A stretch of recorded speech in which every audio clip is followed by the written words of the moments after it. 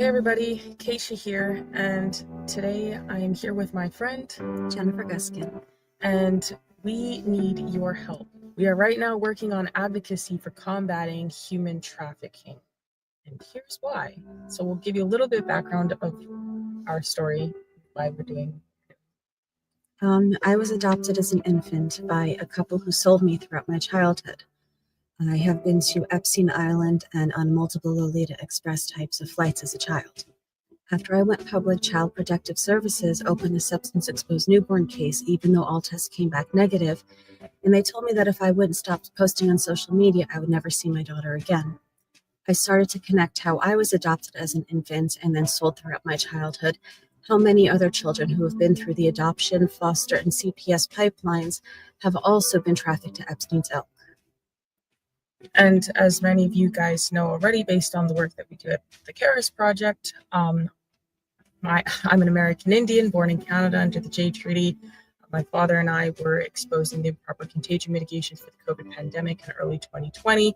As a result of this, I lost everything: house, cars, corporate assets, jobs. Bank accounts were shut down in Canada, and I fled to the US as an American Indian, fully documented, and was trafficked by rogue agents in ICE and other agents in government, and forced to live with single American men. I was even imprisoned for 7 months initially, and then trafficked throughout the states. Put on full surveillance tracking and wasn't allowed to leave the city house or state without permission or work without permission.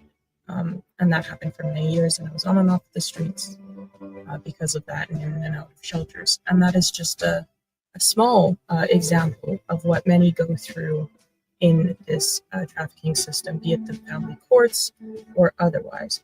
So that's why the Karis Project will be going to DC to speak with representatives and do live reporting. We're also going to be in contact with other families who are dealing with human trafficking, and through the CPS courts or through any other means, lesser versions of trafficking, and doing reporting on them live and otherwise.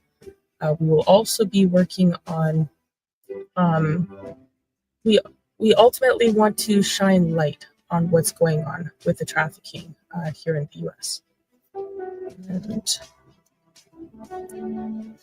we also want to meet with various agencies in DC, and we'll be going back and forth for training sessions and other things so that we can be better equipped to help people deal with resolving some of the issues that we're seeing. We will also be putting forth petitions in government to help people get justice, and that's something that we have been working on already so far. We have some petitions that have recently been filed in the state of Colorado, Michigan, Texas, and Arizona, and we will be continuing. But we can't do this on our own. We will be traveling to events and training courses, as well as DC on a consistent basis. We also have to get acceptable equipment, such as computers, cameras, interview gear, etc. There will be other miscellaneous costs that would also be like gas, food, and rooms if necessary. So that is why we are working towards combating human trafficking, and that is exactly why we need your help. We cannot do this alone, and most what the Karis Project does is on its own dime. And so we do love and appreciate each and every one of you that support us and all the work that we do. As many of you know, we also live stream on Lindell TV every day. And everything we do, like I said, is on our own dime. So we appreciate all the love and support and all the people who do donate. And we would very much love and appreciate that still. Thank you, everybody, for your time and considerations. And thank you for all the support. And we will catch you guys in the next one, and hopefully we might see you guys in the future and come across you and maybe be able to do some great things together. Hello, everybody, and welcome to the Karis Project podcast. We are at episode 1 of American Woman. We are going to be talking about today some of the effects of feminism on women. Obviously in the United States, but as a whole. And we want to sort of start looking at this whole situation. And so you want to talk a little bit about it because we're going to get into it. You're the woman. You know this stuff better than me. What? Don't We're want to talk about what? Feminism, just how it's impacting women.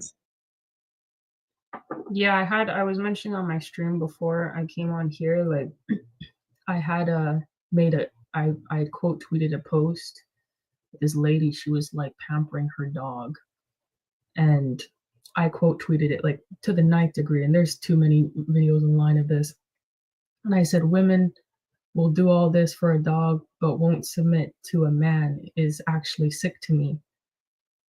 Got 10.5 million views, 60K plus likes, and most of that post was like men, of course. The women on the flip side were giving it to me in the comments, man, every which way you can think of, saying, oh, well, she's a lesbian, or oh, the dog is better than a man anyways, it's more loyal than men, or a dog won't betray you. Mind you, this is a pit bull, a blue-nosed pit bull.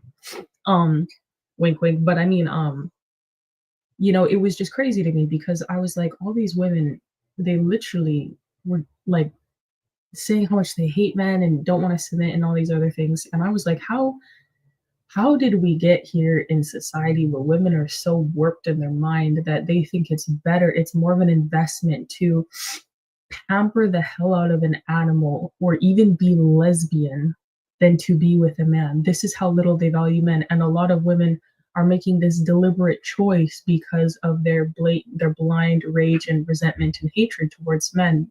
And I was like, I've had enough of the internet. I was like, I'm just gonna leave the internet.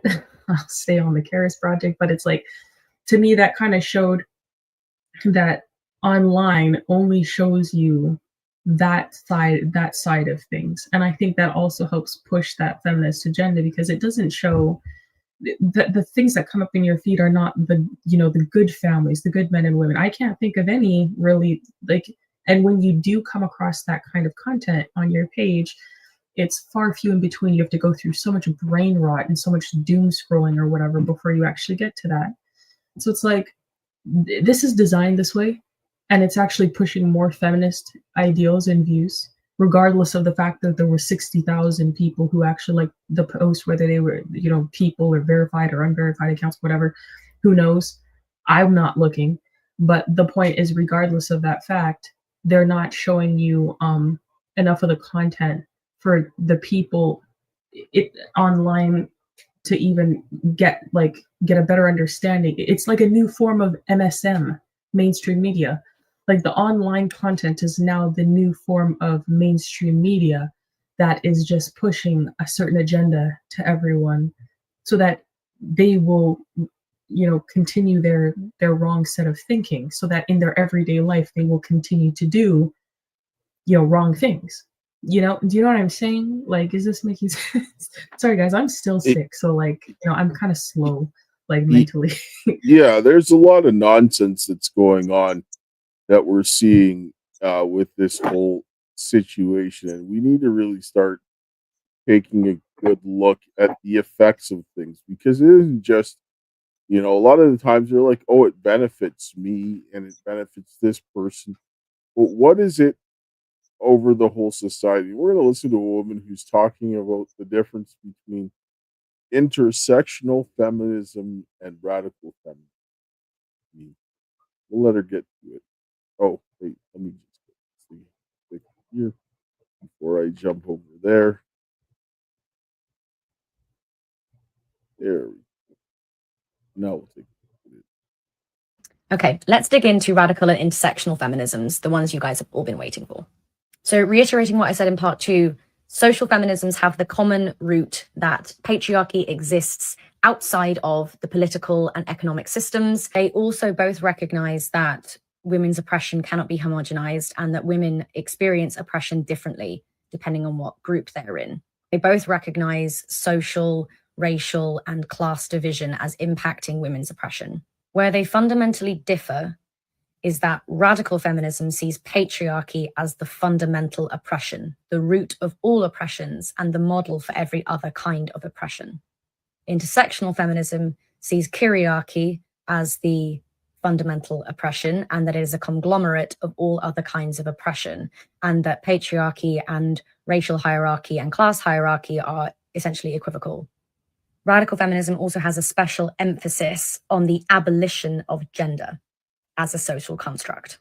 Intersectional feminism criticizes radical feminism for its idea that the liberation of women is the key to liberation for all. So different kinds of intersectional feminism: Black feminism, multiracial feminism, indigenous feminism, East Asian feminism, Indian feminism, French feminism, Mexican feminism, queer feminism, trans feminism, lesbian feminism, disabled feminism, fat feminism. These are all aspects of intersectional feminism. They use different standpoints as jumping off points to resolve women's oppression. Obviously, many of these can be used in conjunction with each other, but they can be also used in conjunction with other kinds of feminism, like radical or cultural or political. Radical feminism can broadly be split into two themes: radical cultural and radical social. But there are many, many, many, many subsets. The one which draws the most attention is trans-exclusionary radical feminism, otherwise known as gender critical. So this comes from the root that the oppression of female bodies is paramount and central to the patriarchy. However, some radical feminists have taken trans identities to threaten the core tenets of radical feminism's idea of abolishing gender and the protection and veneration of the female body. But a lot of radical feminism and radical feminists do not ascribe to this thesis. The important thing to remember is that schools of thought are just tools to look at different ways of approaching the same problem. All of them have qualities and criticisms. It's crazy. Oh, what? Go ahead. No, this is the issue that you have.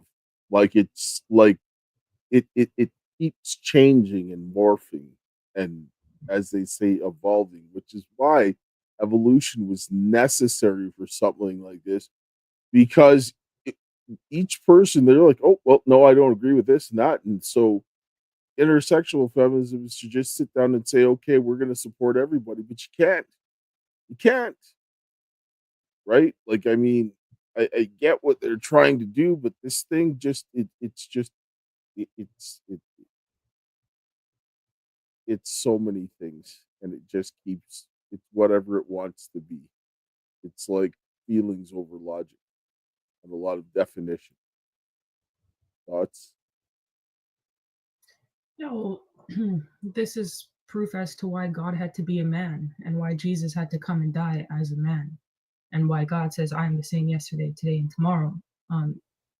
He does not change. Women's emotions change and blows like the wind, and like a leaf in the wind. And as she said, it changes when it's a different race, when it's a different race, when it's a different nationality, when it's a different ethnicity.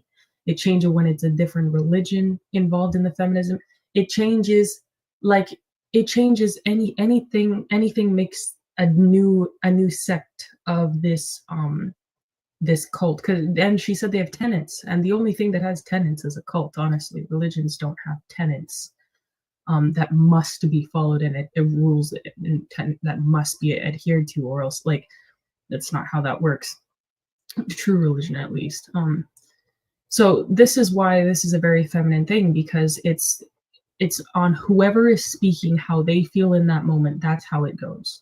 There's no foundational principles that are unchanged that can be applied across the board to various circumstances, because the circumstances in which things are going to operate entirely depends on who's saying it or who's experiencing it. And that's just not how that works. That's not a good program. It's not a good structure for anyone to live by or follow, which is precisely why God had to be a man, because it's also why women are not meant to lead, because a man will calculate things across the board. He will take a certain step with the anticipation that he will arrive to a certain end when he takes that step. A woman will take a step and then come to the conclusion that whatever comes next is just what's going to come next, and I'll deal with it when I get there. not anticipating the potential of what might be there because she can't predict what might be there. Her mind is not made to calculate circumstances and risk and danger the way that men are. So it's like they are taking things as they go and just adding and subtracting things. And that's not ever going to work. It's not ever going to work because all of them don't even agree on what the hell it is. And the only way to enforce it is to convince men that this emotional standard of living is what they need to do to enforce it for us in our emotions. It's demonic. It's wholeheartedly demonic. I don't even care. I can't hear you, man. I said it's not rational. It's just not. No, right? It's not at all. There's no rhyme or reason or rationality to it whatsoever. Because they make the systems bad, but the systems are neither good or bad. They need a governmental structure. You can either use it for good or use it for oppression. A government is a government. The people inside the government, and when they sit down and say the systems actually then become the people, because the people have to operate the system. If the creator of the system is bad and that system is bad, then they must be bad. Let's listen to the woman here talking about patriarchy, and we'll get a little bit of an idea of how she begins to think. Today I was talking to my man and I brought up the patriarchy, and he didn't really know it existed. He thought it was just a buzzword that people used. So let's talk about what the patriarchy is. So the patriarchy is just a social system where men hold primary power and authority. The patriarchy has been the society structure throughout all of history and still currently is, even in America. We know this because men hold the primary positions of power in our country. Women only represent 27% of our Congress. Women only represent 21% of CEOs and CFOs in our country. And women only represent 30% of college professors in our country. So politics, business, and academia are all controlled by men, let alone religion. Women only hold 22% of leadership positions in the church. So since men are in charge of mostly everything that has power in our country, that's how we know we live in a patriarchy. Now, the patriarchy is damaging for both men and women, so let me explain. So for women first, the patriarchy was very damaging for women throughout history because it limited their ability to have a career, to have an education, or to hold leadership positions, or to even vote up until 100 years ago, or to even be able to get a loan from a bank or a credit card up until 50 years ago. The patriarchy reinforces traditional gender roles, telling women that they should prioritize family and caregiving over their own personal aspirations and career goals, whereas men can go do whatever they want. Even today, women still face judgment about prioritizing their career over their family, even though men do it every day. Also, the patriarchy downplays violence against women, despite the fact that 33% of women have experienced violence from a man. And I will say that 25% of men have experienced violence from a woman as well. The difference is the violence from a woman does not usually end the man up in the hospital, whereas the majority of the violence against women ends up with them in the hospital or unalived.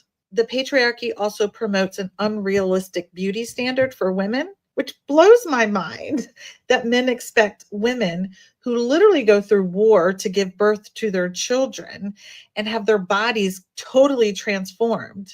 And yet the women are still expected to look like a 16-year-old girl afterwards.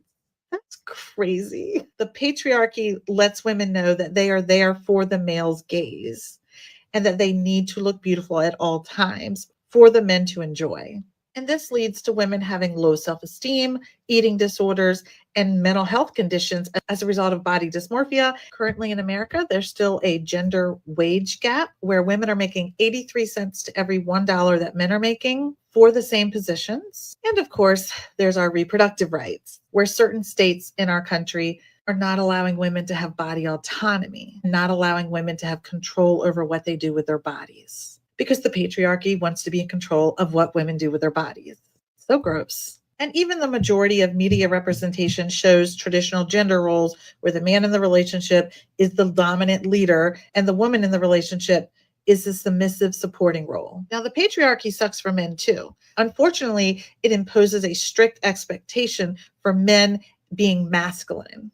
They have to be stoic. They can't express their feelings or emotions. They can't be vulnerable. They can't have nurturing behaviors. And they certainly can't ask for help or go to therapy, which perpetuates this epidemic we have in our country of male loneliness, depression in men, and a high rate of substance abuse. And the men have a higher rate of unaliving themselves as a result of this. Men face a lot of stress and anxiety with all the pressure that they have to be breadwinners and succeed and be better than everybody else, because the patriarchy perpetuates the stereotype that men have to be competitive and they have to win all the time. This strains your friendships and creates a hostile environment professionally and personally. And then it greatly affects their families because they feel emasculated if they are nurturing and warm with their children and playing with their children and doing makeup or nail polish with their daughters. It's crazy. The patriarchy is harmful to women and men. And I'm so grateful for all the voices on this platform that are working to dismantle this social system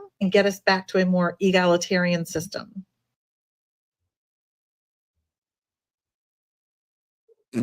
I don't even know what to say about that. You know what the patriarchy essentially is?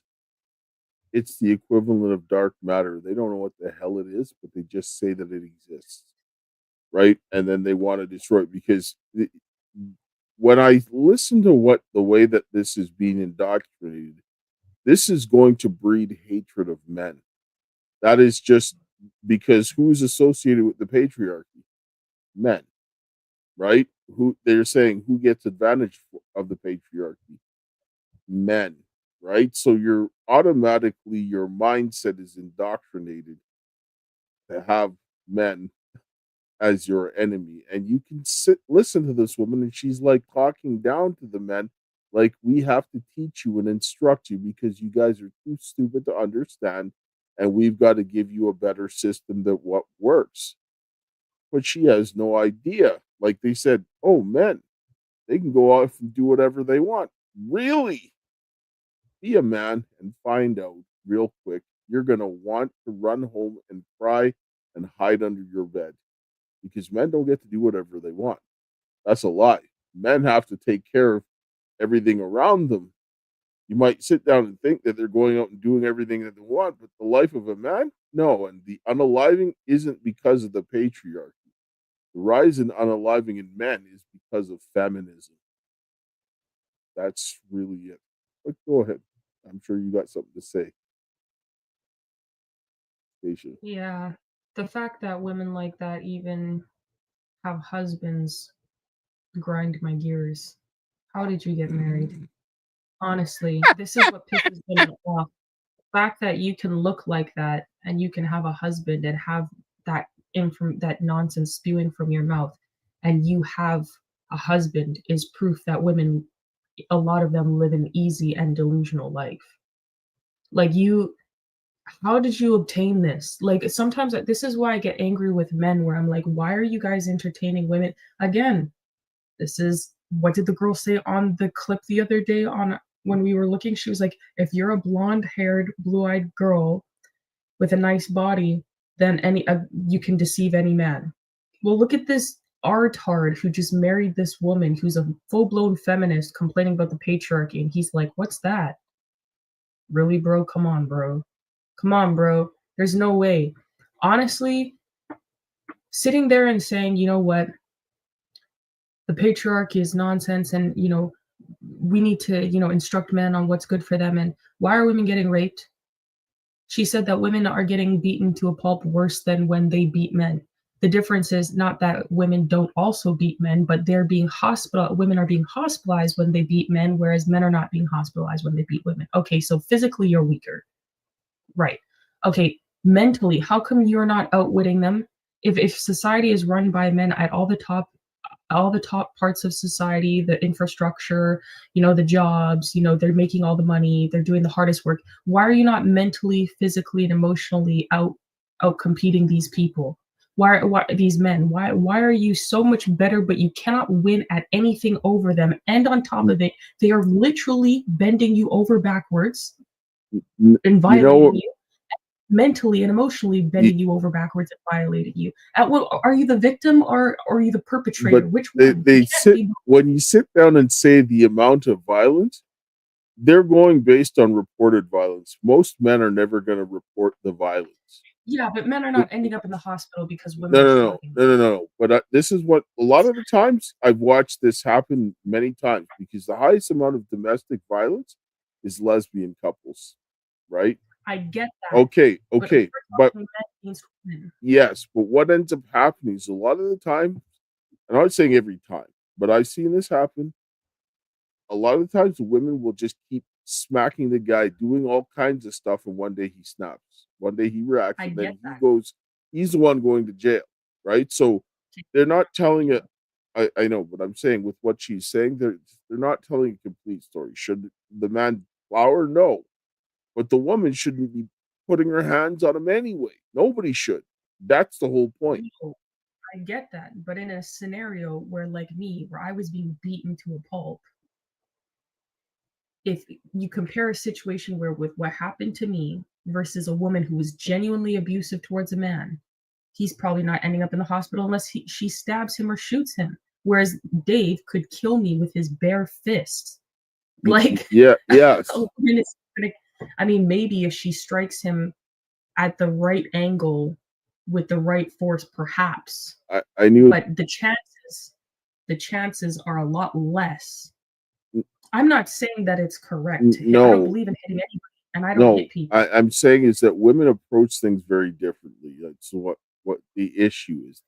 They're trying to You're compare. talking about the women that end up in the hospital. Sometimes it's they provoked it over a long period of time by beating the man over and over again. No, I'm not talking about that. I'm talking about the guys that usually a guy doesn't, like, I mean, go and do that. Like, I mean, but a guy that gets hauled away sometimes is because she provoked him.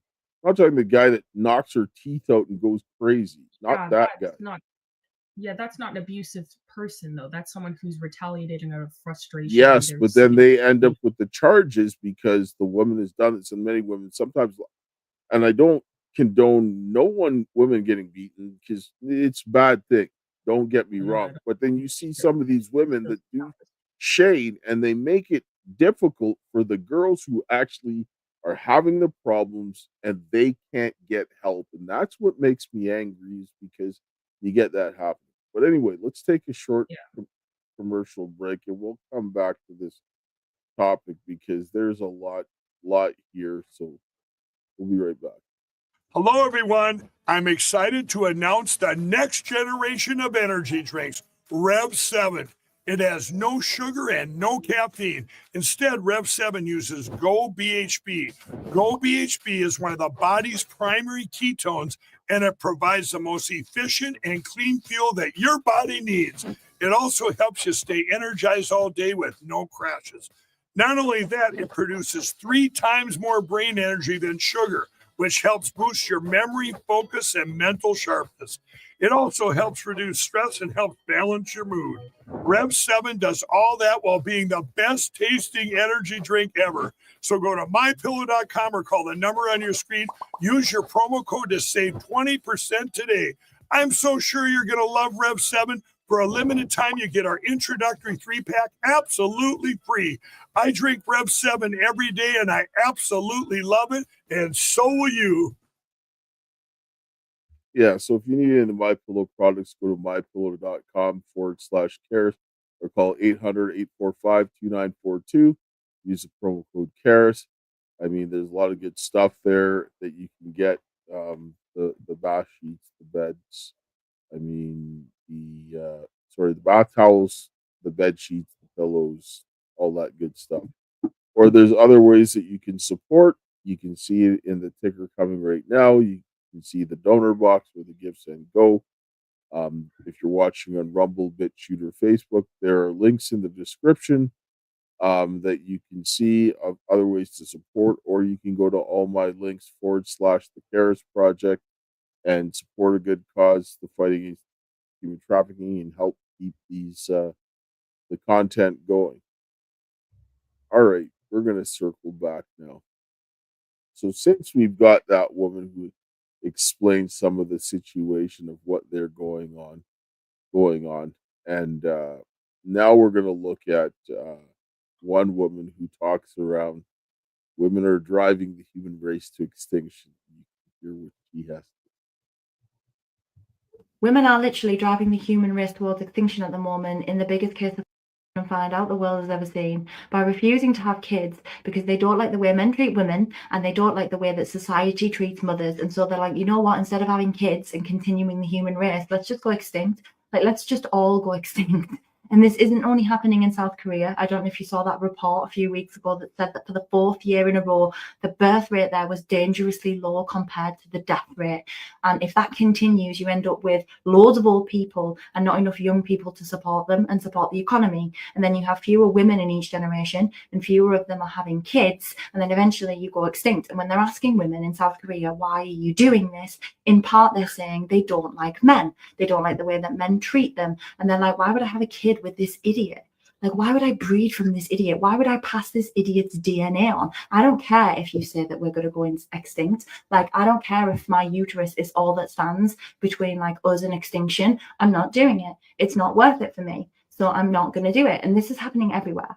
Like, they reckon that by the year 2050, 75% of nations will be in the same situation. And by 2100, the year 2100, it'll be 97% of nations, because women are refusing to have kids because we're sick of this crap. Like, in my country at the moment, in Britain, the average birth rate is 1.5 children per woman, and it needs to be 2.1, and it's set to plummet to 1.3. And the same thing is going to happen in the US, because women just don't want to have any kids. And I can see why. It's because forever we have been told that all we're good for is having children, but also that that's not really that important, because it still doesn't make us the default gender. It still doesn't make us the important gender.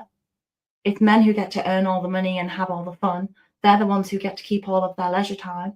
They're the ones who get to own most of the world's land and speak most of the world's words, because we're just women and mothers, and that's not that important. And so why would we do it? Like, why would we do it? What's the incentive here? Because women actually know that having children takes a massive toll on our physical health and our mental health, and that we're then expected to live our lives in servitude to these children, to these future worker bees, so that they can take care of the aging population. And our entire lives will be changed by having a child. But we're also constantly told that that's not that important, but that's all we are, but that's not important. And so we're looking at the situation and we're like, why would I do this? I'd rather put a backpack on and go traveling. I don't care if we go extinct. Like why would I do this? Where's the incentive? There isn't one. We're not even appreciated for doing it.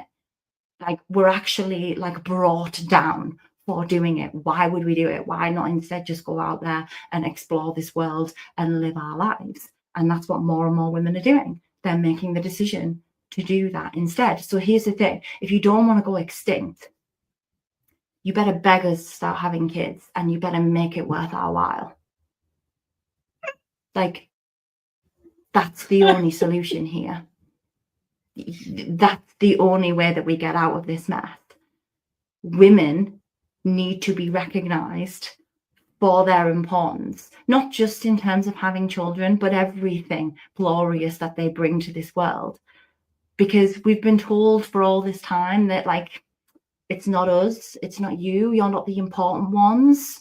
Like, you guys aren't the key workers here. And now actually we're seeing that we are the key workers, and actually we are vitally important for the continuation of the human race. And before anybody jumps up in here and is like, well, then you guys are selfish, why don't you just take one for the team and sacrifice your physical and mental health to have children? Like, what, they just do that? The human race depends on it. This isn't our fault. It's yours.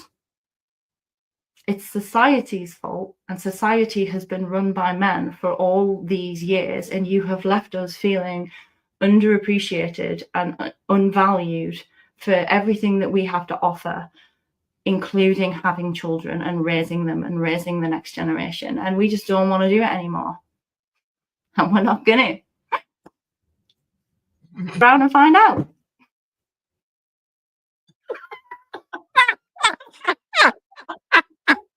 You know what these people don't realize?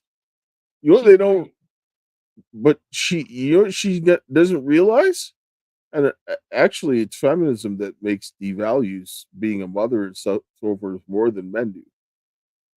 Yeah, but a lot of men treat you like trash today. Like I a lot of women turn out that way because they're genuine women, and then some guy comes along, abuses them for no reason just because he yes, can, no, and then destroys them. yes, but somebody abused him. That's how that Yes, works. okay, but you can't.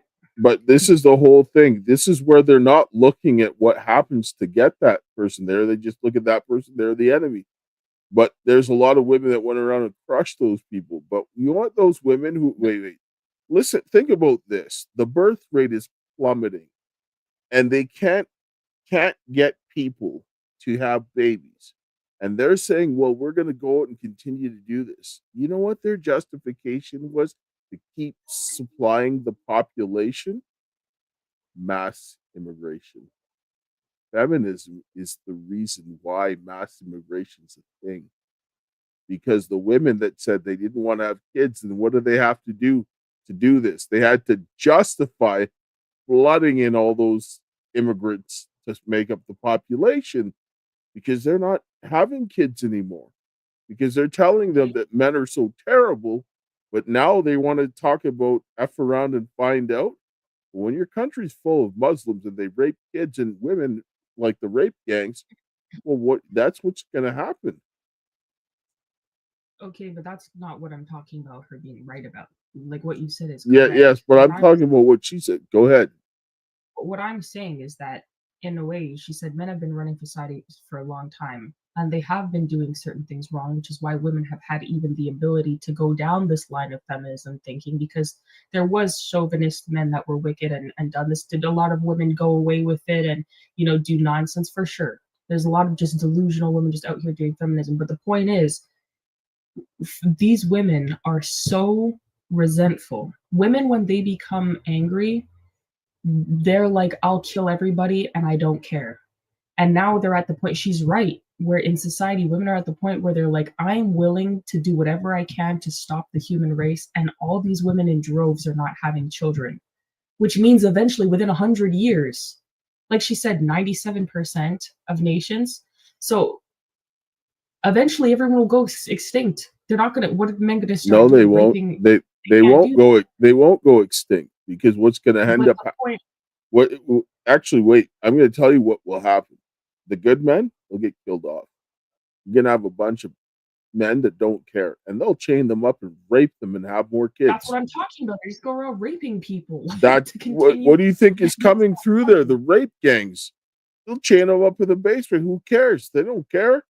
And if you want to get around, they'll just torture you and kill you. This is you're replacing the people here that you think are bad, that it may have not treated you the same way, but you're going to bring in people that are way worse. And when they find that out, that plummeting birth rate is the reason why they're justifying the mass immigration. My point was that when women get in these positions like this, they become more filled with murderous rage than even the men that they're complaining about.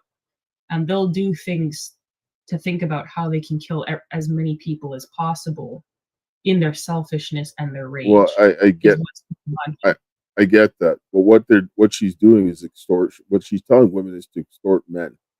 Of course it is. I'm not saying it's right. I'm just saying that when women get in these positions, they become worse than what they're complaining about, because now they're saying that they're willing to kill off the entire human race. And that's like genocide. That's why I was laughing the whole time, because I was like, these women are out here saying we're going to kill everybody if you don't give us what we want. But in the same time, it shows that men in some capacity does have a responsibility to do better leadership. That's true. That part is true. Men have a responsibility to do better leadership, and women need to not be indulging in this nonsense. But if there were more men that were good leaders, I'm sure there would be less women like this. Because where the hell are these women coming from? Yes, but probably I mean, messy houses. Women are putting in the worst leaders. I mean, that's just the way it is. The trends. What? More women vote for bad leaders than men do. Well, yeah. And 100 and what she said 100 years ago or something, women couldn't vote. Well, women couldn't vote because you had to go to war to be able to vote. Not all men could vote. So it's like, what the hell are you talking about? They were fighting for the right to get rights without doing any of the hard work. And you're right, the fact that they're now having less children in America, Americans are having less children, and there's no incentive in America for them to have children, not financially and not in relationship wise. They're using that to bring in immigrants through the border. And if each family was having 2 to 5 children, this problem would be solved, and they wouldn't be having the justification of, oh, let's bring in all these immigrants. All the money that they're spending to bring in immigrants, they could be spending it on American families to help them broaden their families successfully and actually have good families. You could be incentivizing people to even get married. And because people who are married and have families, their children tend to be more successful. They tend to be happier. They tend to go well. You don't have one single parent trying to do the job of both parents and never actually get time with the kid. Look at the education system. All the trash that we're dealing with. Kids are in high school, don't know how to read or write their own name.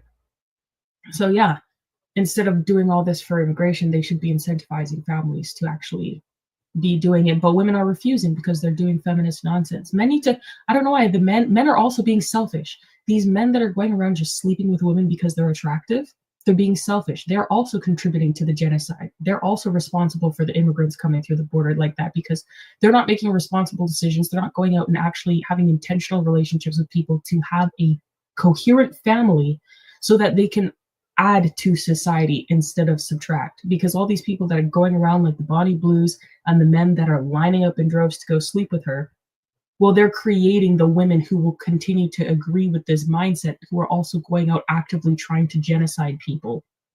Like, this is what's crazy to me. This is why I'm also like, the men. Anyway. Yeah. I mean, this is where you're having some levels of delusion. This guy's going to talk about some of the stages of delusion between men and women. There's differences in the way they're doing stupidity. So we'll just listen. I've learned over the last 5 years from doing lives on TikTok is that most women, not all, most, do not like to hear the truth or be held accountable. I think most women don't like to hear the truth because I do understand they want to hear it in a digestible way. Of course, you don't want to be mean, you don't want to be rude, but you do want to be honest. We're going to talk about men in this video too, but just to the initial point, I think we all know this. And the video itself going viral, this video, I've seen a few women talk about it and saying it's true. It's testament to what she's saying. Men have been saying, oh yeah, women struggle with accountability to a ridiculous level. Like from the smallest things to the biggest things. Women in general struggle with accountability. They have to hear that out of a woman's mouth that they usually agree with to accept it, right? And so like, it's so ironic, but this happens to men as well, just differently, right? I call it stage 2, stage 3 delusion. When you hear people talk about being temporarily embarrassed millionaires and all that, men learn at a very young age that if we don't do it, nobody else will. Nobody's coming to save you. Like we, through sports and everything, we learn like some people are just fucking better than you. They practice the same amount as you. They have the same advantages and disadvantages, but he's better. And there's nothing you can do about that, but try harder. And so I feel like we get past stage 2, that we get to stage 2 early. Whereas women have all these social groups and there's just invisible standings of hierarchy. And if they are delusional enough, they could tell themselves that they are 10s and nobody likes them because they are better than everybody and everybody's jealous. That's where women stop at stage 1, delusion. But again, when it comes to boys, like, I don't care if you play basketball, run track, football, tennis, whatever, you learn that pecking order quite early. And also women will tell you the pecking order of men with no remorse. They'll just be, oh no, he's better than you. He looks better. He's taller. Da, da, da. Men hear it quick. So we get pushed past stage 1 because no level of delusion is going to make us like disagree with everybody telling us straight up. They tell us straight up. We don't get no kind of soft line enough. They tell men straight up where you stand in life. Here's where it starts hitting you. Level 2. So you do have some success. You work a little hard. You start winning. Whoop-de-whoop. You start thinking that all you have to do is work harder instead of being smarter. You know what I'm saying? You always tell yourself, man, I did this by working hard. If I really wanted to, I could 10x it by working harder. When number 1, no, you won't. You reached your peak hard work ethic or whatever back when you was 25. You're 38 now. And number 2, not always about working harder, because you know deep down inside that you got to work smarter too. So for example, it's not all about having muscles and being tall to get women. You actually got to know how to talk to women and have tact and you know what I'm saying? You have to have a personality. There's a lot of guys who think that you can be tall with muscles. Whole time, his hairline receding, his breath stank, he musty, he don't wash his clothes, and he act like this around women. Now, when you reach stage 3, here's where I feel like some people are, and it's sweet to be here, but at the same time, it's crazy. You understand that you got to work smarter. You understand that you got to work harder. And you also understand that you may not be willing to go that hard at life to get to where you want to go. So you got to settle for what you have. For example, in business, you might have all the skills. You might know what you're doing. You might have some connections here, there. You know, you might have everything. But now, you have to learn how to market now. And marketing at certain levels is ridiculous. And I've thrown my hands up to certain things. I'm not going to lie. I always tell myself, I'm going to learn about this. I'm going to read about this. I'm going to do this. I'm going to buy a course and all that. Some of it I'm going to take an honorable bow out about. And so all that I just explained are things that men specifically need to work on. Because women get stuck in stage 1, lying to themselves. Men, at a certain point, we can't lie to ourselves. And like the proof be right in your fucking face. And ain't nobody coming to save you. Them other 2 levels, though, fellas, we gotta lock in. Accept it.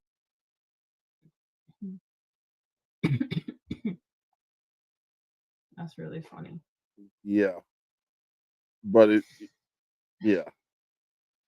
You know, I think that that kind of depends, because I mean, I grew up in an all-white area, so most people didn't really like me all that much. Like most people didn't look at me in that way initially, like in elementary. It was elementary, but you know, like you're not the cool kid if you're the only mixed race kid. Especially I was Native and Black. It wasn't until I got to like middle school and everyone was like, you look so exotic, you're so beautiful. And you know, my hair was super, super long and like curly or whatever. But you know, it's because they also seen a lot of teachers being like, oh, Kaysha, you look so exotic. Where are you from? And then kids were like, yeah, Kaysha, where are you from? The hell? What do you mean? I'm Canadian.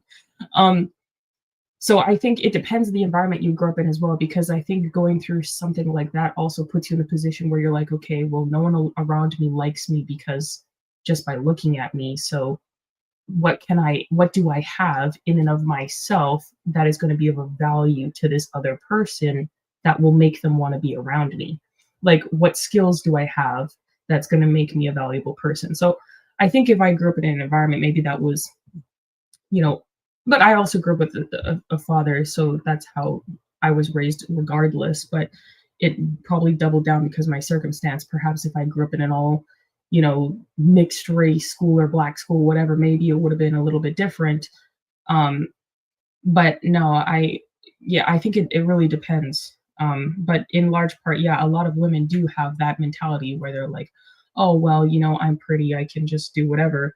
And you see that because a lot of those girls after high school that thought that way, they're usually the popular girls in high school. And then after high school, they're, you know, they're run through, they're dry. So, you know, I don't know, they don't really go, that's as far as their limits go, is really high school. They peak in high school. The women with that delusion, they peak in high school.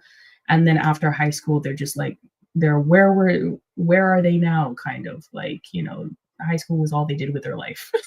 Like, I can't hear you, man. I said you still see that at some points now. Like, we're going to listen to this woman, and she's talking about harassment in the workplace or something, sexual harassment. So listen to what she has to say. If a man tries to trick you into doing things for him by pretending to be too stupid to figure out how to do it himself, calling it out for the sexism it is directly is always the best approach. That's what this commenter did when a man brought her a cake to cut, saying, I'm not good at it, and that is always the best way to deal with it. However, if you're a woman who is lacking the confidence to name sexism directly, or maybe a woman who is bored with naming sexism and just wants to be as difficult and awkward as possible, I have a list of alternatives for dealing with this specific situation in a ascending order from least awkward to most awkward. Pat him on the shoulder and say, I'm sure you'll work it out, and then walk away. Throw in a patronizing, I believe in you for a little extra spice. Say, no, I'm not good at that either. I guess there's nothing we can do about it, and then walk away. Say, no, I'm not good at that either. I suppose it will have to sit here and rot until someone who's able to learn comes along. Say, no, I'm not good at that either. I guess there's nothing that can be done, and then throw the cake in the bin. Say, yeah, I'm not good at that either, but I have a great workaround to share with you, and then grab an entire fistful of cake right from the center with your bare hands, put it into his hands, say you're welcome, and then walk away. You may adapt these approaches however you see fit. I have total faith in your creativity as horrible women. Good day. This is crazy to me because like workplace harassment, like when I'm at work, like with men have always been nice to me. But I'm respectful to everybody. So like I don't, and I expect that when I go into work, you know, people are just, you know, men are just going to be nice because men typically are nice at work. Like I don't know, the people who usually give me a hard time at work are the women. It's not really the men. Like the men, if I have a problem with the men, I'll just tell them, hey man, like, why did you do that? And then they'll just look at me and then they'll give me an answer. But if I say that to a woman, she'll be like, why are you being a Karen? But when you really think about it, when it comes down to it, the women didn't have this type of harassment until they started to come into male spaces. Yeah, that's what I'm saying. That's why I said when you go into a workspace with men, you should expect that they're going to be nice to you or kind to you because there's a potential that they might like you or something, or they're just, you're in a space with a lot of men. What do you expect? Like, what do you expect? And it's not that you're going to be arrogant thinking, oh, this person has a crush on me. It's just that men typically interact more kindly with women. Like, why would you be surprised?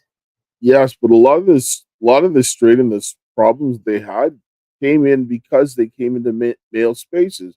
They don't want men coming into female spaces, but it's by all means, let's go into every male space because we have a right to be there, but you can't come into our spaces.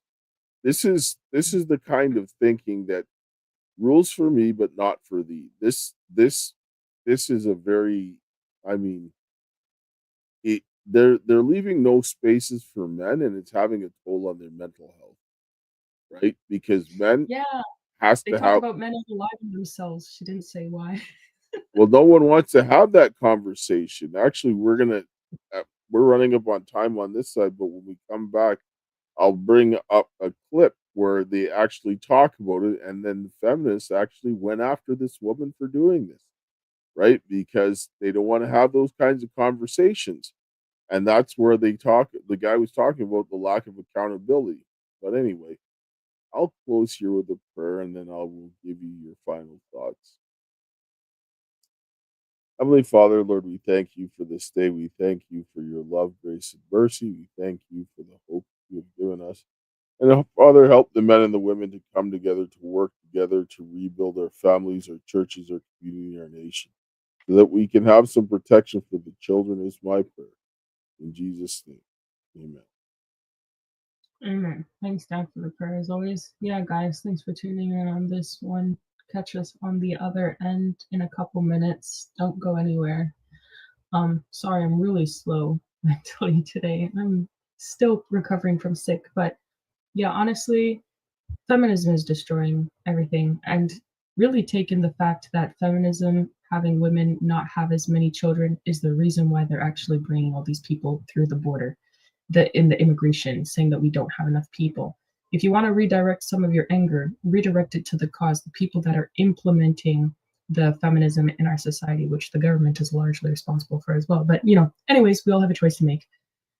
Thanks for your time and consideration today. We'll catch you guys on the other side. And to my dearest Karis, until we meet again, my friend, and we will. Ciao.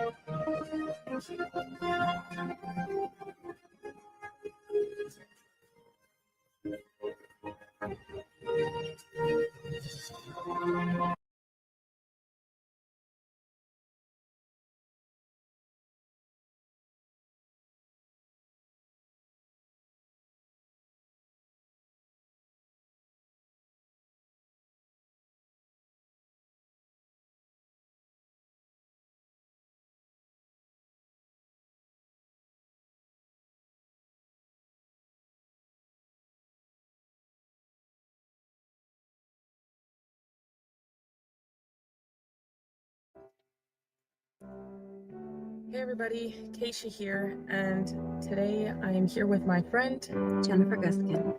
and we need your help. We are right now working on advocacy for combating human trafficking, and here's why.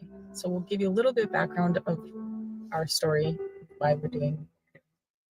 I was adopted as an infant by a couple who sold me throughout my childhood.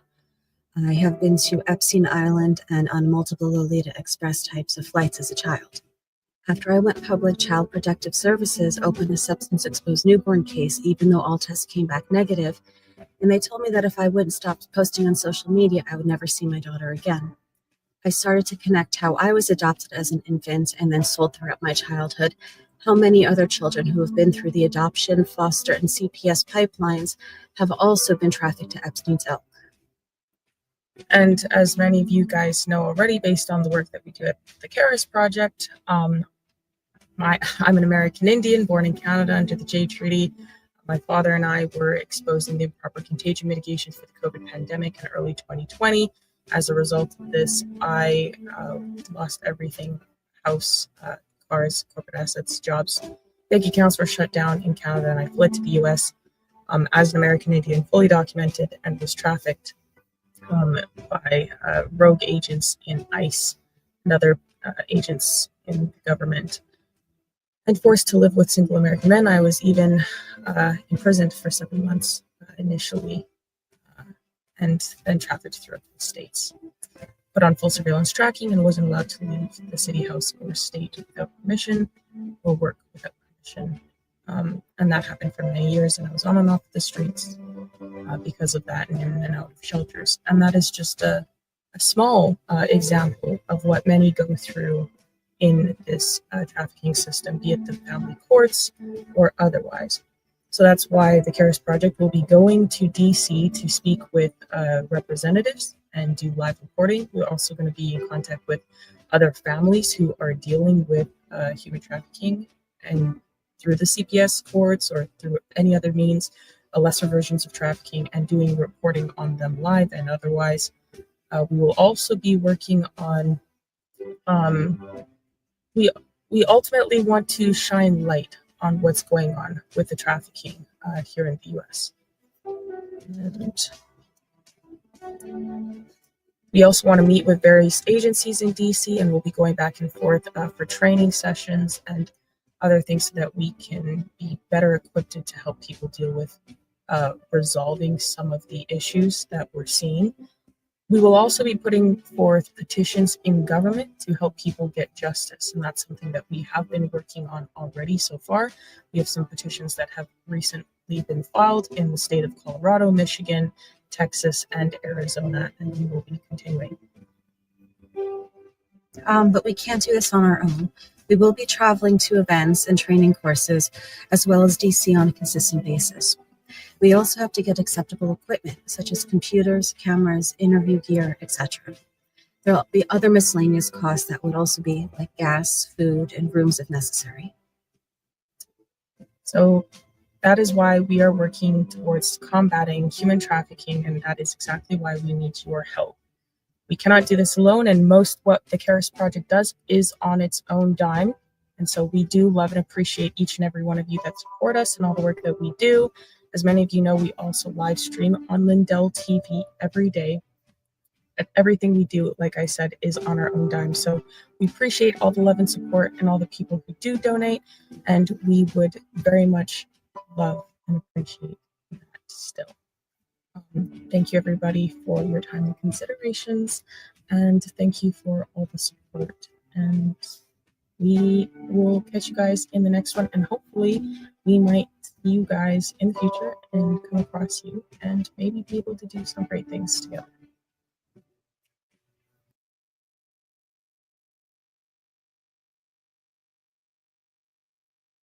Hello, everybody, and welcome back to the Karis Project podcast. We are continuing the conversation with this whole feminist theory and, well, not theory, but the application of it. We're not giving you any type of scholastic lesson, just looking at the effects of it and what people are talking about on social media.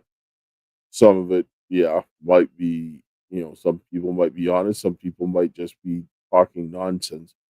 Either way, it's still having an effect on people, right? So, anything you want to say before we get to it? Okay, we're going to bring up somebody, a woman. She is, talks about men's rights and men's mental health and kind of gets beaten on it by feminists. So let's get to it. And she's by all means not a traditional type of woman either. I've been a men's rights advocate for almost 5 years, and I just had the most upsetting epiphany, not just about men, but about my own life, because I've been asked for years and years, why do you advocate for men? How do you understand men so well? And I was talking to somebody who runs a charity in Australia for suicide prevention the other day, and he asked me the same question, how do you relate to men? And my answer shocked me. I grew up with a lot of trauma, a lot of abuse, a lot of abandonment. I grew up in social services. I had to rely on myself. I had to raise myself. I didn't have proper people to teach me morals, to teach me how to communicate. So therefore, I ended up becoming an emotional shut-in, very angry, violent on the streets. I couldn't communicate. I couldn't ask for help. I ended up extremely suicidal for the majority of my life. And that is what has allowed me to understand the everyday average man. Going through extreme trauma and abuse made me function the same way that we force men to function in society. A well-rounded man in society is one who defends himself, who relies on himself, who doesn't communicate when he gets upset, who just buckles up, who doesn't give a about his own issues, but has to be there to solve everybody else's. That is supposed to be a well-rounded man. But for me and for other women out there who function in the exact same way, we are labeled as women who are living through trauma responses, which means that we raise men to be traumatized. We groom them to have the same traumatized brain, but without the direct trauma, which means that to be a man is to be traumatized.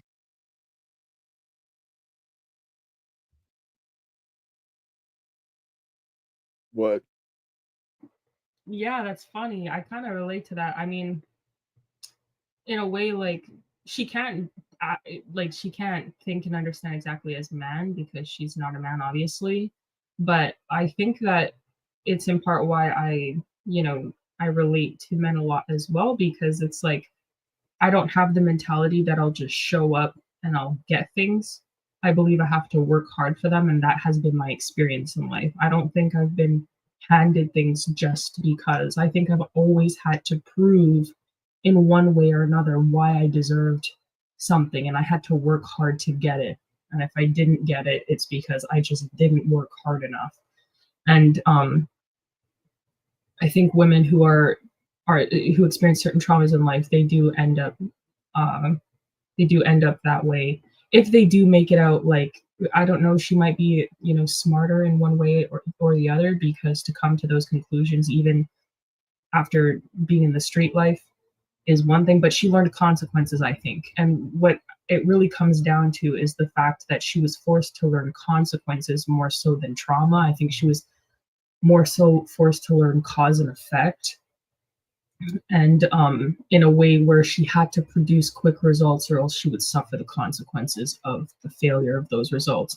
And men, I wouldn't even say it's bad that men have to go through that, because they have to protect society. So it's like, in your home shouldn't be a war zone, but you still need to learn how to mitigate those things from a young age. And it has me even questioning, because I've been through so much trauma in my life, but I far outperform people around me in discipline and capability, mentally, emotionally.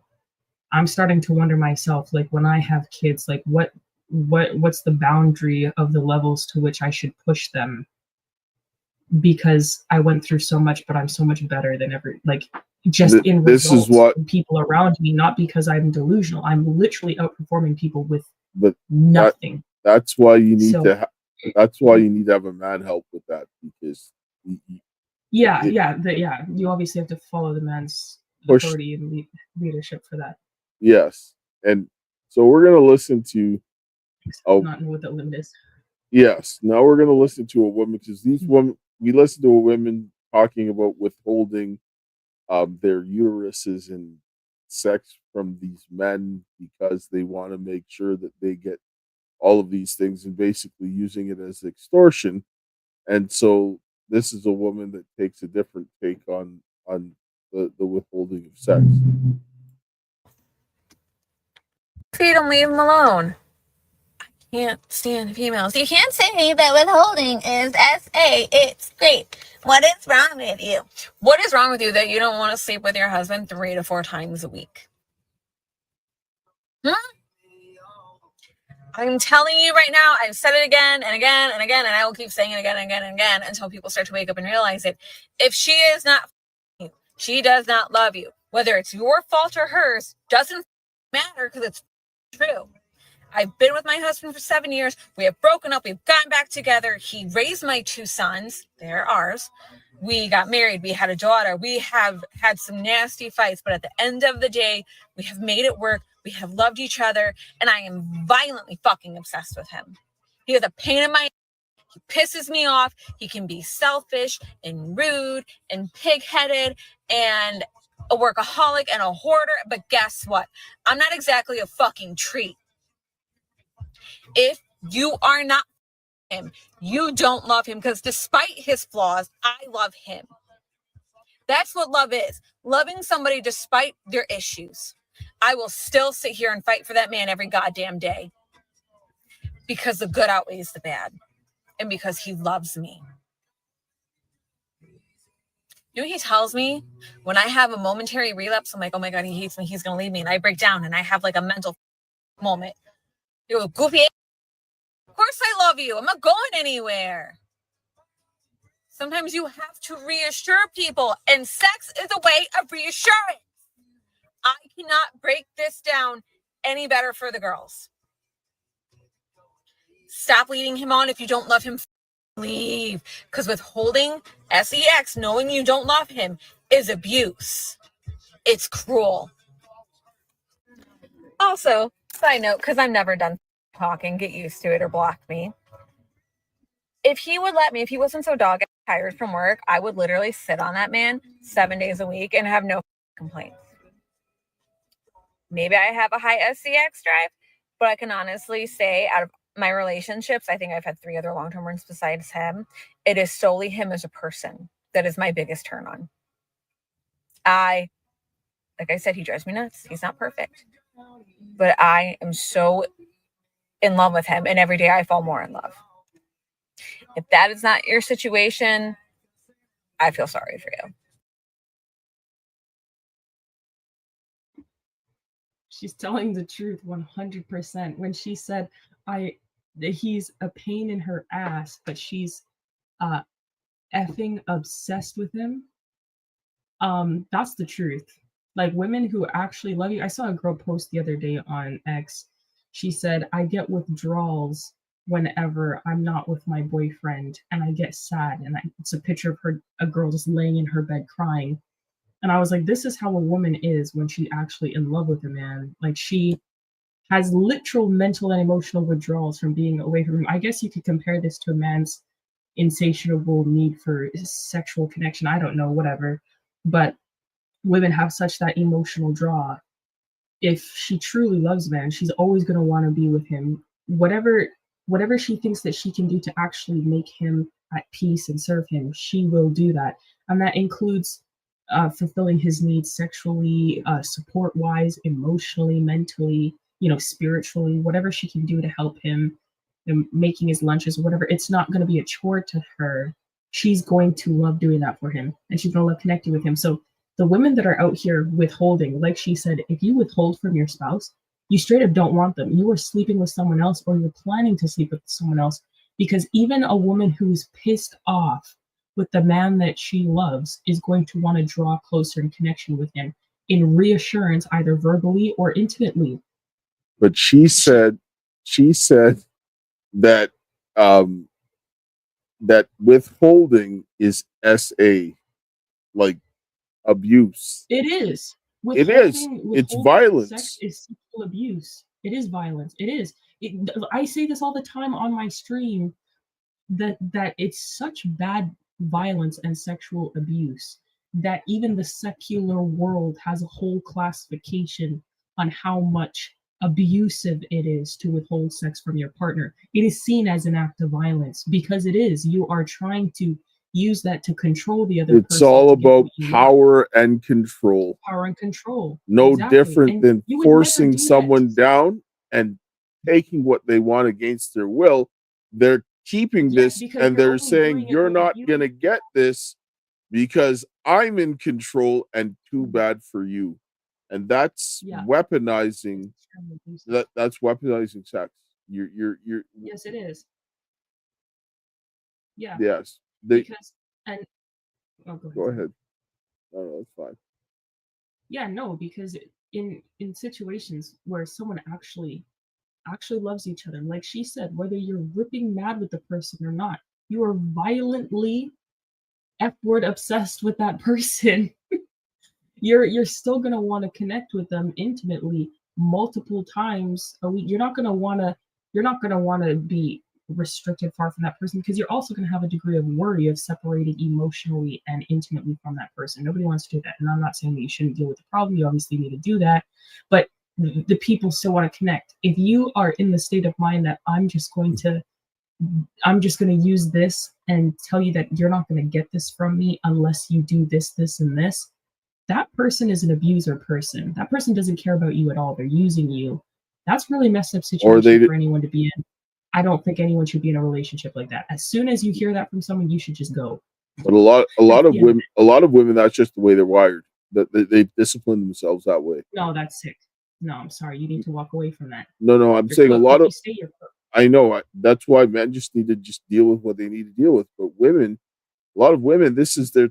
I've listened to women. This is that they talk about this all the time. About, I'm not going to give that blah blah blah blah. He's going to learn blah blah blah. No, that's abusive. It's extremely abusive. They're like, oh well, it's my body, my choice. Well, it's his body, his choice. He can get up and leave you there, right? Sometimes people think that men get to do what they want all the time. No, they don't. Men go out and have to do a lot of things that they can't stand, but they do it because they're doing it for their loved ones.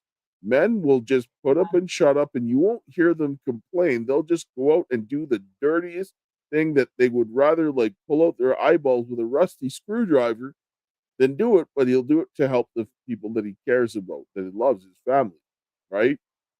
They think that just because we don't talk, it everything is fine, but that's not the way we're wired. Yeah, because the lady did say, I'm no treat either.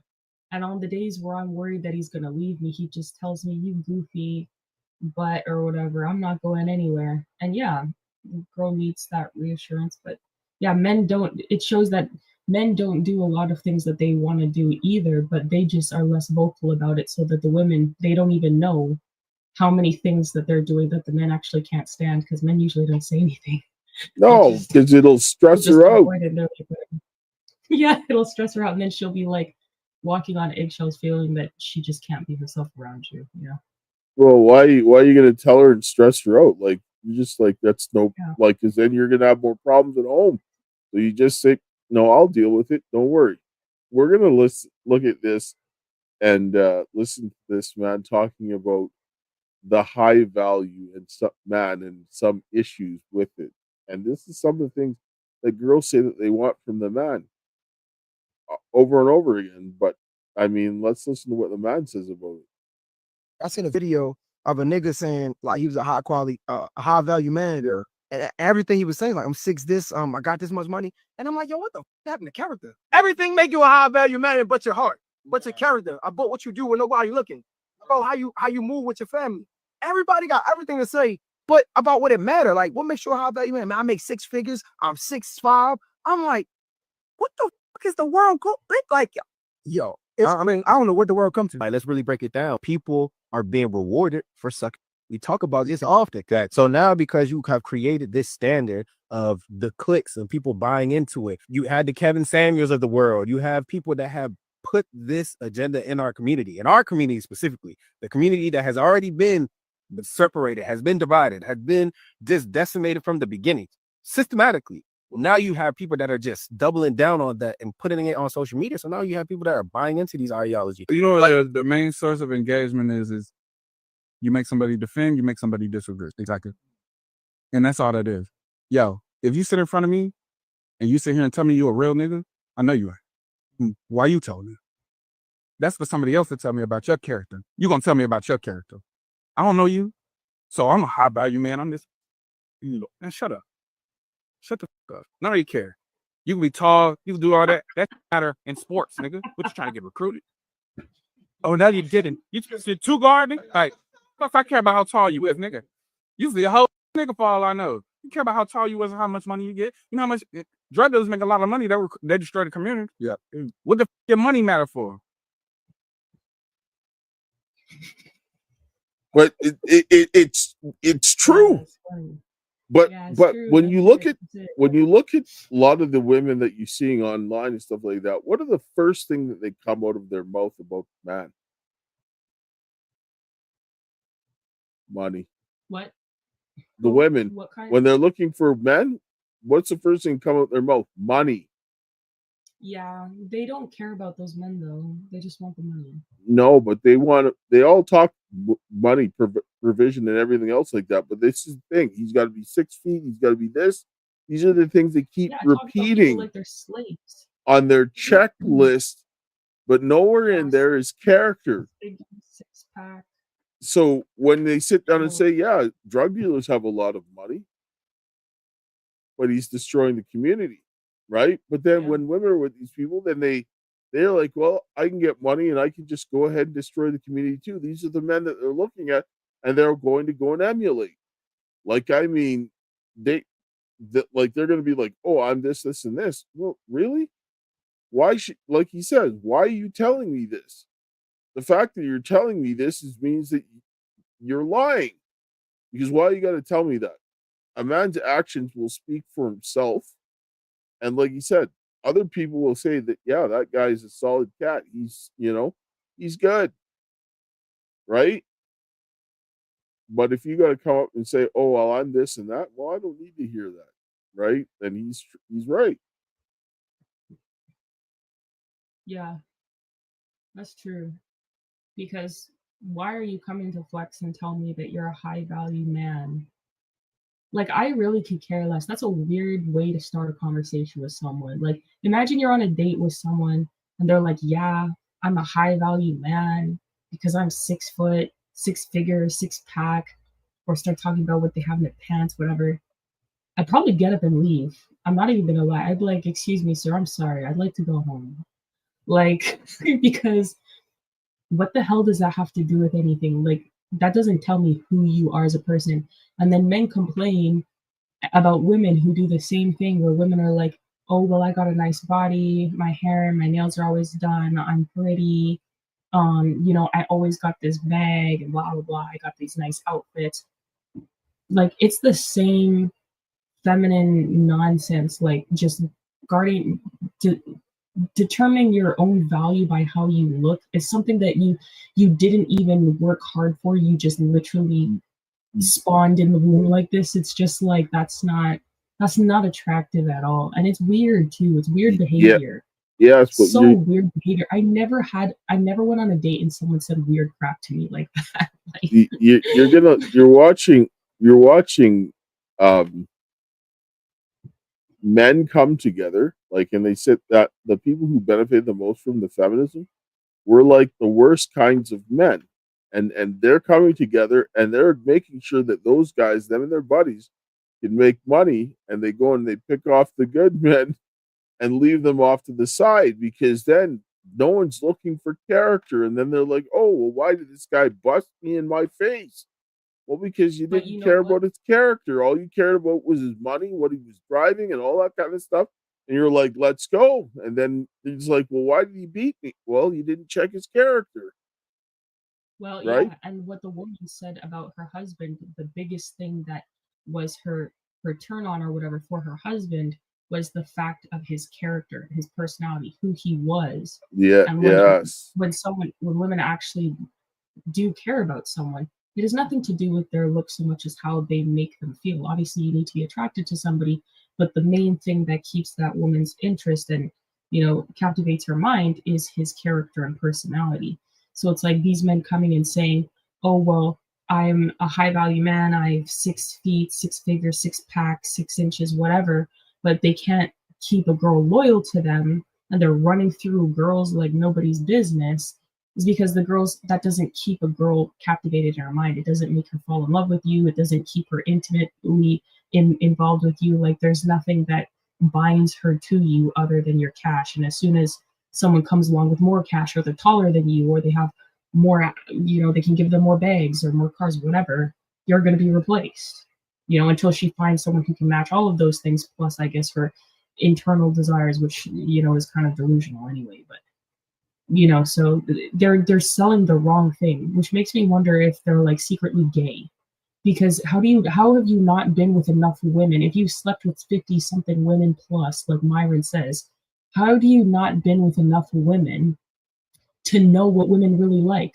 Or are you not, because you're not actually taking the time to speak to these women or actually have decent conversations with them and learning how to talk with them, you actually don't even know anything about them at all. So you're just cycling through all these women. It's actually making you gay, because you're promoting yourself in a way that is unappeasing to women intimately and making them disgusted.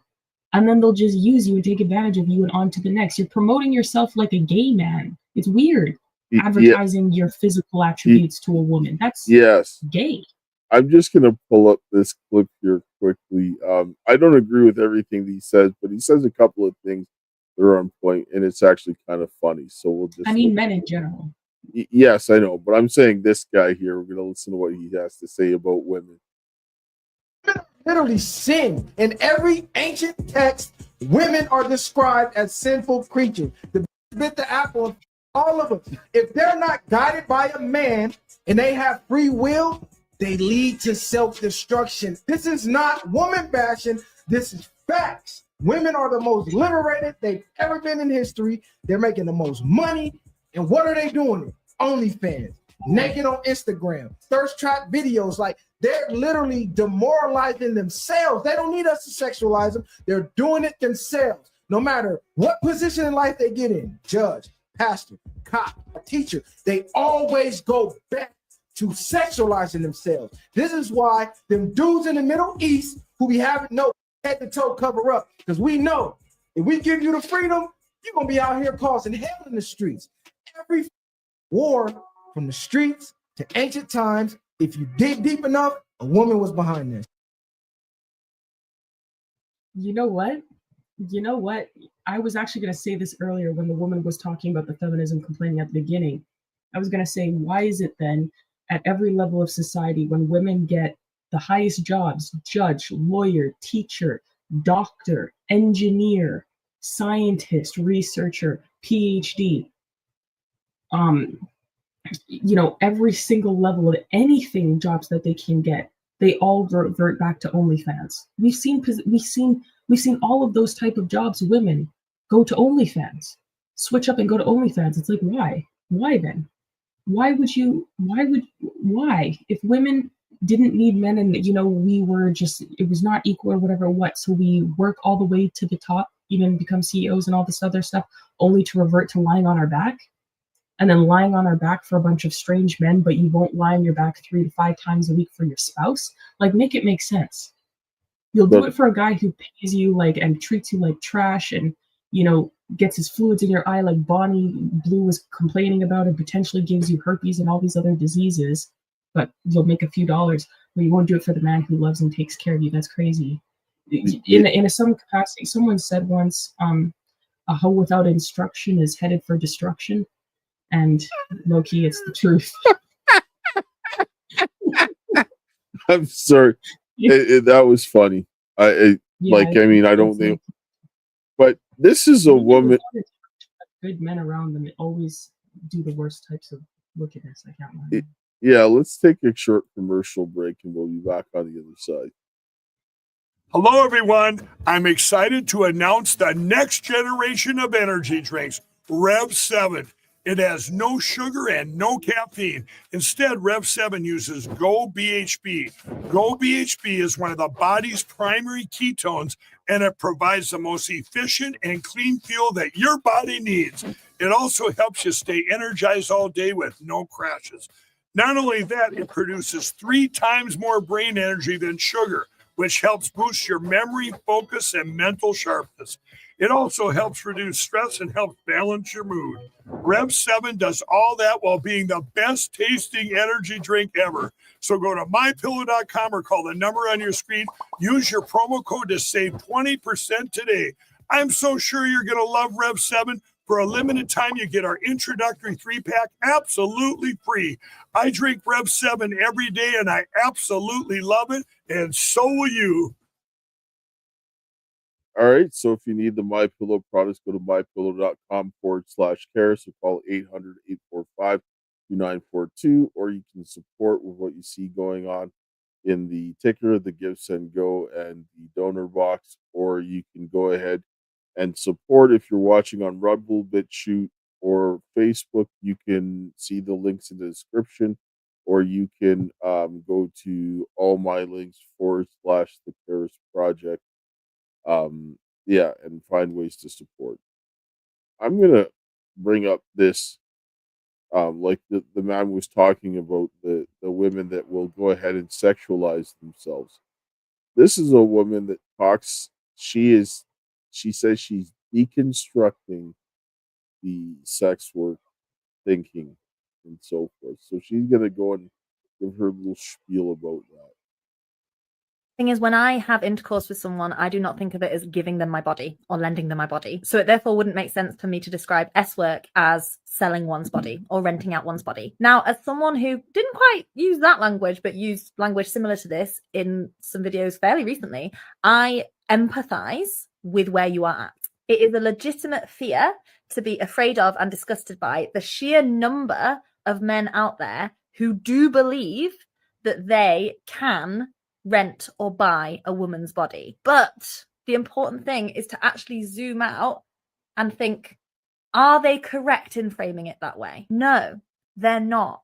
Because if me having sex with someone is not giving them my body, therefore me having sex with someone who pays me for it is not selling them my body, then therefore they are not buying my body. And any man who thinks he is buying a woman's body when he goes to see a female S worker is wrong. And from what I've learned so far in my period of learning and reflection on this, across the board, people are in agreement that those men are deeply harmful and that S workers should not be exposed to them. But the important thing to remember here is that the man believing he is buying her body is wrong. And so if we use the same language as that, if we describe it as buying or renting a woman's body, we're supporting his perspective. And the issue of men believing that they have ownership over women's bodies, whether that's through S work or whether that's through something else, like marriage, does not go away if those particular exchanges go away, because he'll just find another avenue through which to express that entitlement. And again, I really empathize and relate to you, because it really wasn't that long ago that I was going down exactly the same line of like, oh, every single person who visits an S worker is immoral and, you know, demonizing all of them. But I'm really glad that I had the opportunity to zoom out and realize that them believing they are buying women's bodies and then acting on that assumption is the problem. If we therefore describe it as buying women's bodies, we will contribute to the problem. And another thing that, again, I've been guilty of is boiling it down to a problem of men doing this to women. Like, I understand why you're doing that, because obviously it's not a coincidence that the vast majority of S workers are women. That is linked with misogyny. But if we have to, with our language and rhetoric, essentially erase the fact that there are male S workers and that there are female clients, then actually that's very revealing. It reveals to us that the thing that we are worried about, that the wound that we are trying to heal here, is a fear of misogyny and the way that people are using this as a way to express their misogyny. And once I understood that, that opened the door for me being able to really, really listen. But using language like this and framing it in this way, supporting the worldview of the very person who we are opposed to, that is the equivalent of putting cotton wool on our ears, because it just puts us so far away from the people who we are supposedly trying to support. I didn't even know what to say there. I don't. First of all, you're androgynous. Okay. Secondly, you can't tell. Do you report that job on your taxes? Do you pay taxes as a sex worker? I think you do. Like, when you're a sex worker, like if you work at like one of those brothel houses, I think they have one in Las Vegas, or the Bop House, or if you have OnlyFans and things like that, or if you're a porn star, you pay taxes. You get paid on an official capacity. You have to report that income. You are exchanging a service for money.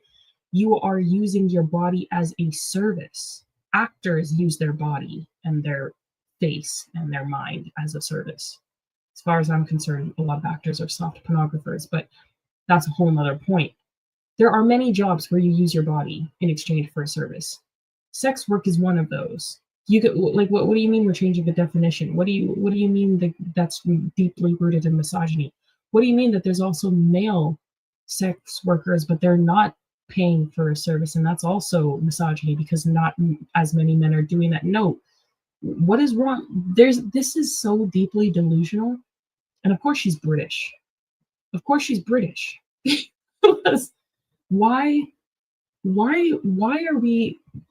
is this allowed? If you had this is screaming fatherless. This is screaming, if you're a woman that is sleeping with, first of all, if you're a woman that's paying for sex, there's something deeply wrong with you. Like, the same with men, but a woman that pays for sex, But that's they're trying to normalize that, right? But this is the whole thing is that she said they're not paying for her body. It's like, yeah. Okay, the man is definitely paying for access to her vagina, right? Yeah.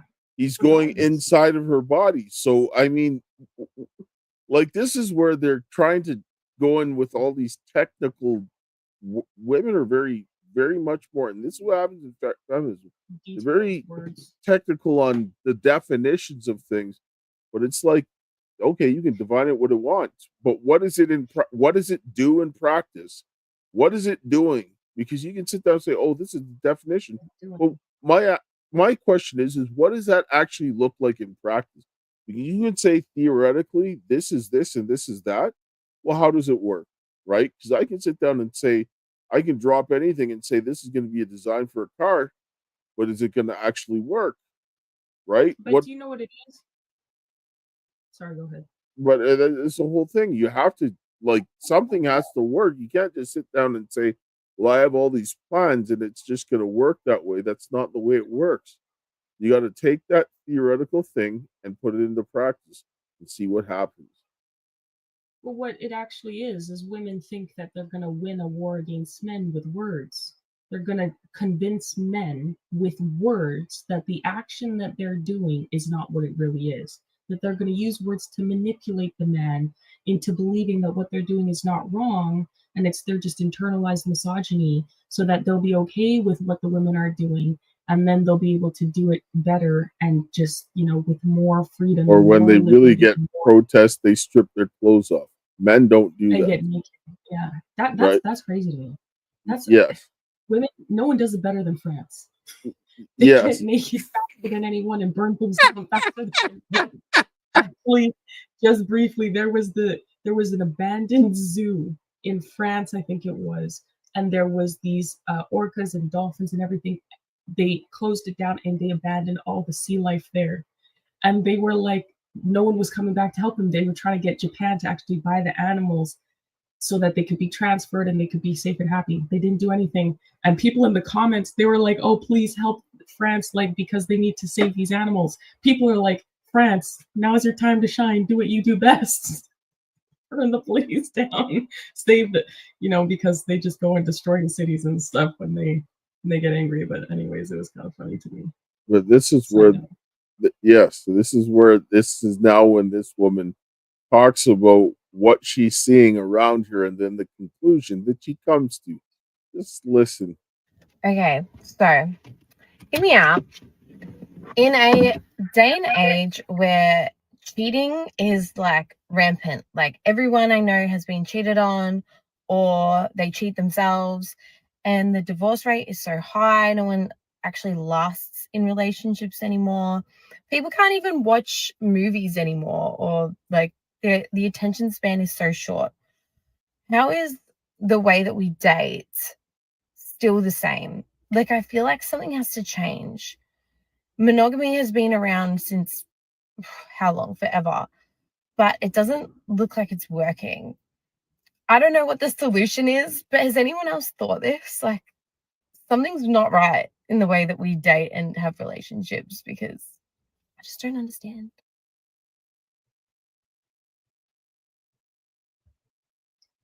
Like, where is your father? Like, when I hear a woman talk like that, where's your father for you to ask him this question? Like, when I see girls come on the internet like this, I'm like, you're fatherless, because you should have known. Like, you should understand inherently why. Like, yeah, I agree. There's a lot of things in society right now where everyone is cheating and things like that. Things are going left, but we're at, like the other guy said in the clip, we're at the height of feminism. More than we've had. Women have more liberation in history than they've ever had liberation. And now because of that, chaos is running free. A matriarchy does not work. It has never worked in any part of society. It's not even worked in biblical times. And you see that with the filth that was going on in the land when Jezebel was out here running things on behalf of Ahab, and he was just letting things happen. Oh yes. He was doing things that even he would not do, trying to kill people to appease his feelings and also kill men and steal their lands. And King Ahab was like, no, I can't do that. And she was like, I'm just going to double down anyways. And he was terrified of what the people would do to him if he'd done that. But she had no regard for consequences of, her actions. So it's like, we have to understand that the only thing that does work in practice is having God, God, your husband and wife, and then the children. You can do whatever you want in this life. You can choose to live any life that you want to live, and you can also choose to take the consequences of what comes with that lifestyle. And a lot of you are choosing a lifestyle that doesn't work and then complaining why the machine is broken. Why is the machine not working? Okay, it doesn't have an engine. There's no gas in the tank. The transmission is broke. Like, what did you expect? But you remember that whole thing about accountability and the guy that was talking about the lack of accountability? This is where we're having a big issue.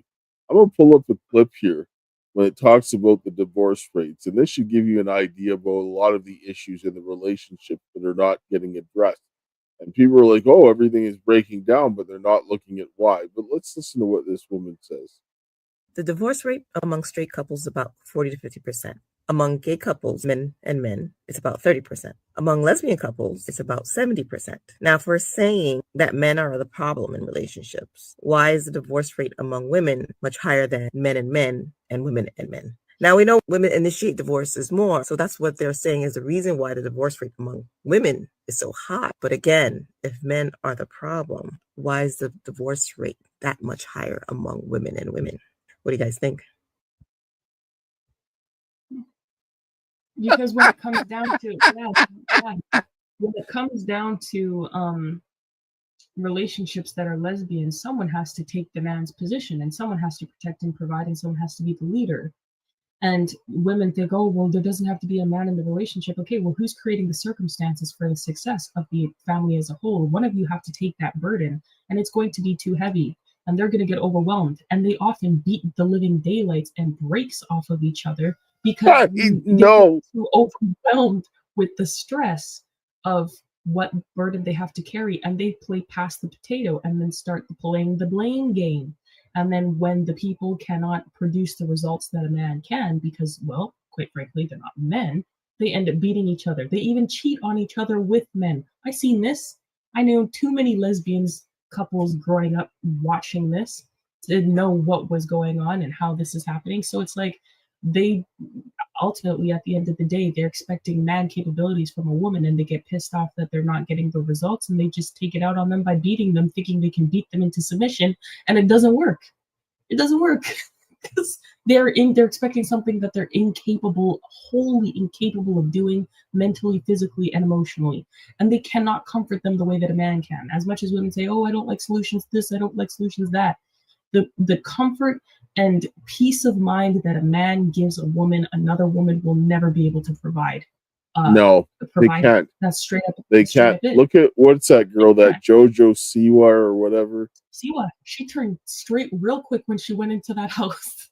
Right? She cheated on her friend in an instant. She forgot about all about being gay. She was like, I realized I wasn't gay. I'm actually straight. Nah, girl. You took your opportunity, man. It was crazy, right? On national television. I'm sorry. Yeah. Ruthless. Well, we're gonna just pull up a clip here of this girl with her husband, and it's a little game that they play, and she's gonna see just lightly switch things up. 2 steps forward if both of your parents are still married. Take 2 steps forward if you grew up with a father figure in the home.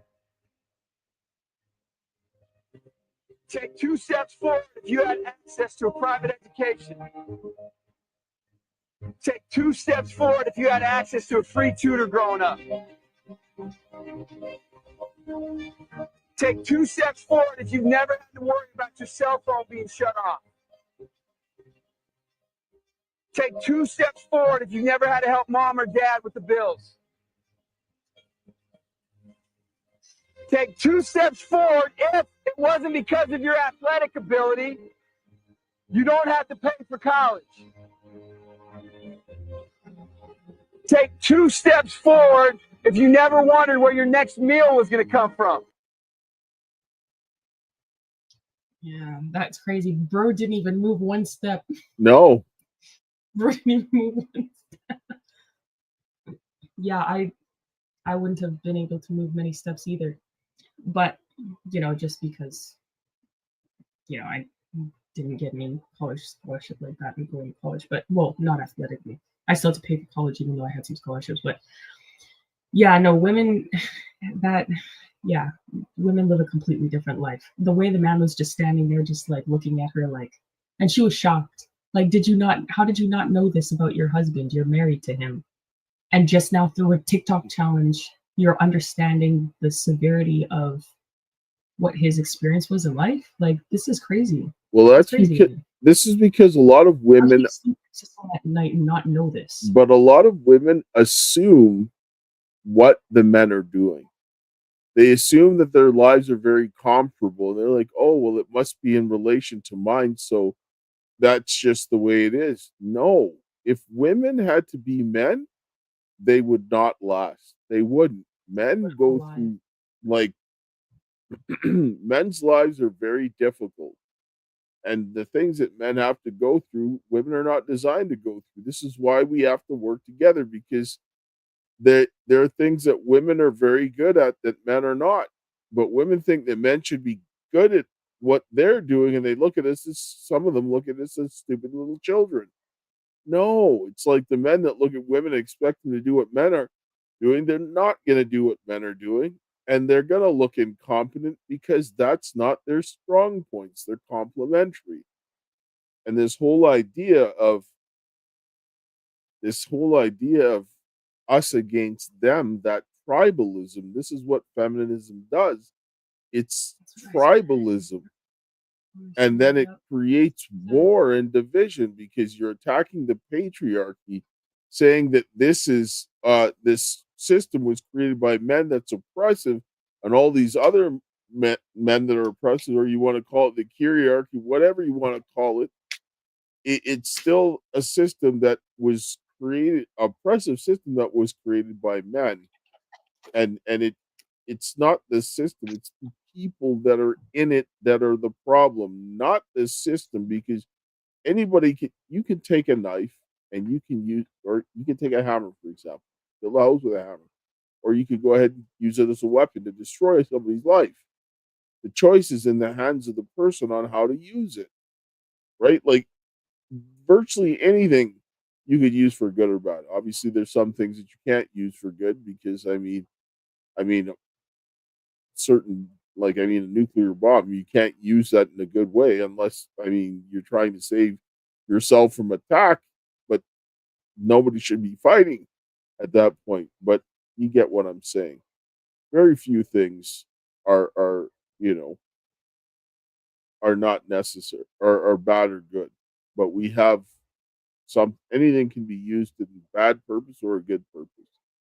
And so when you start assuming those structures and associating with who created the structures, you're going to naturally start developing an anger and animosity to the people who are doing that. And that's where we need to back away, because that tribalism, you watch what the left and the right are doing with each other, right? You do it between the black people, the white people, you see what happens. It's just war. Nobody's talking. No one's solving problems. And so when you're looking at somebody as your adversary and somebody that you have to sit down and instruct because they're stupid, and some of these women actually say that they're superior to them, like getting into your divine feminine, and that you need to show your superiority. That is nonsense. That's going to destroy things very quickly, right? It really is what it is.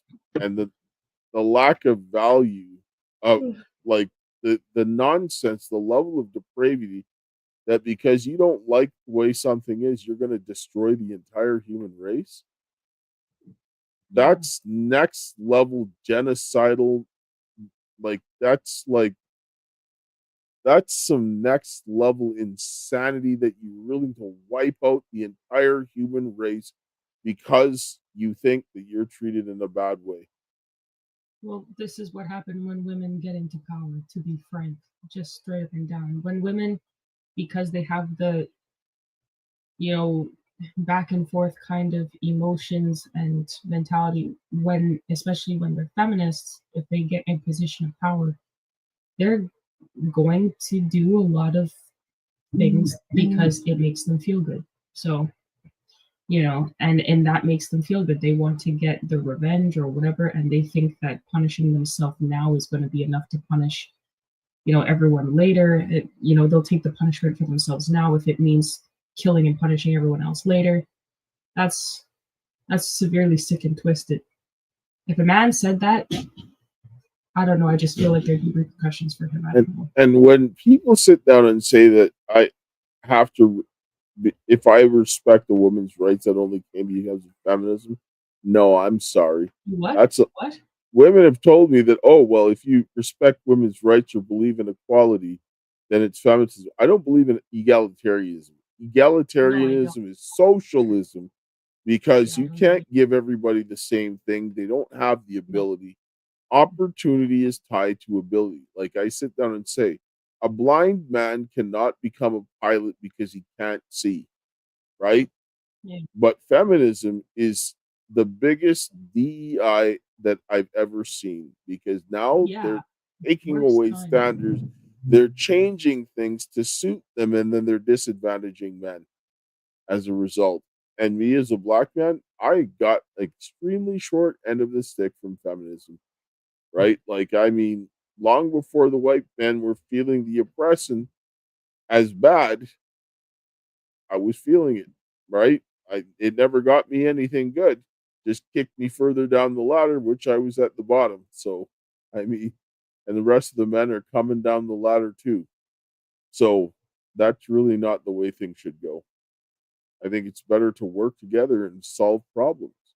And then that protection that you're going to need in society, who's going to give it to you? Because the predatory men, they are the ones who are benefiting like crazy.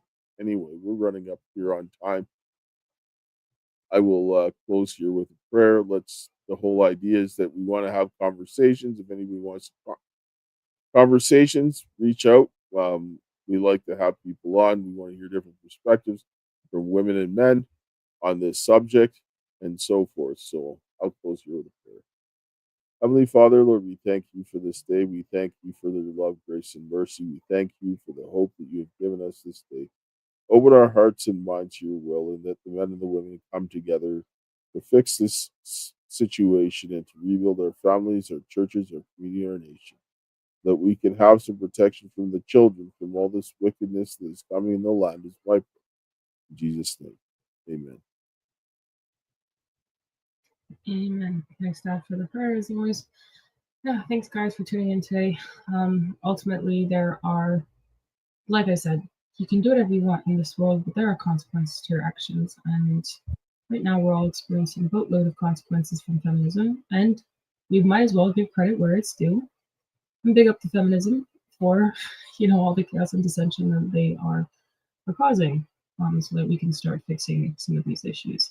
Men need to be men, nevertheless, and women need to be women. I think that's the solution, and putting God at the center of it all. Anyways, thanks, guys, for your time and considerations tonight. We'll catch you on the next one. And to my dearest girls, until we meet again, my friend, and we'll chat.